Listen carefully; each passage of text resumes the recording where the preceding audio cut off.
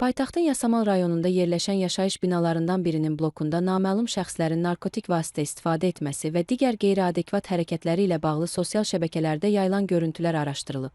Daxili İşlər Nazirliyinin mətbuat xidmətinin bölmə rəisi Nurlan Əliyev Stop Narkotikaza bildirib ki, həmin görüntülərin əks olunduğu yaşayış binasında narkotik aludəçilərinin intensiv hərəkəti ilə bağlı məlumatlar rayon polis idarəsinin əməkdaşları tərəfindən yoxlanılmaqla ərazi müşahidəyə götürülüb. Müəyyən edilib ki, həmin binada olan mənzillərin birində narkotik satışının təşkili ilə bağlı əsaslı şübhələr var. Davam etdirilən tədbirlərlə narkotiklərin qanunsuz dövriyyəsi ilə məşğul olan 38 yaşlı Elgün Əliyev saxlanılaraq həbs edilib. Ondan 1 kiloqram 550 qram narkotik vasitə heroin, 1 kiloqram 300 qram psixotrop maddə metamfetamin və elektron tərəzi aşkarlanaraq götürülüb. Hazırda yaşayış binası ətrafında profilaktik tədbirlər diqqətdə saxlanılır.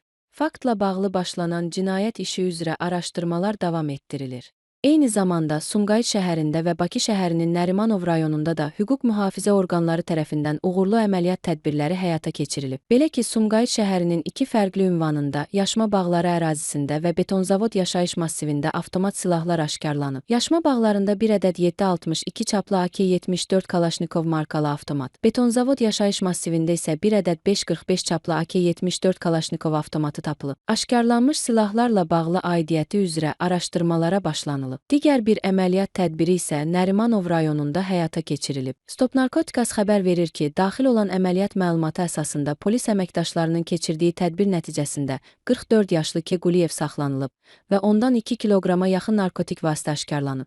Faktlarla bağlı araşdırmalar davam etdirilir. Narkotik vasitələrin qeyri-qanuni dövriyyəsinə qarşı mübarizə tədbirləri bölgələrdə də uğurla davam etdirilir.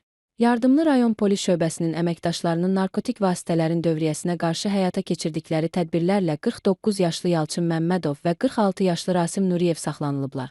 Daxili İşlər Nazirliyinin mətbuat xidmətinin Lənkəran regional qrupundan Stop Narkotikaza verilən məlumata görə, onlardan 7 kiloqram marixuana və 949 ədəd metadon həbi aşkarlanıb.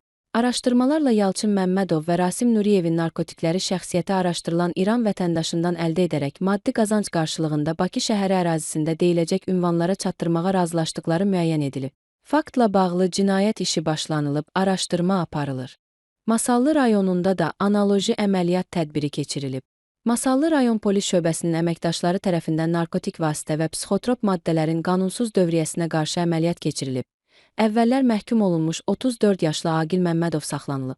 Daxili İşlər Nazirliyinin mətbuat xidmətinin Lənkəran regional qrupundan Stop Narkotikaza verilən məlumata görə, həmin şəxsdən ümumilikdə 15 kiloqramdan artıq heroin, tiryək marixuana və metamfetamin aşkarlanıb. Faktla bağlı cinayət işi başlanılıb, araşdırma aparılır.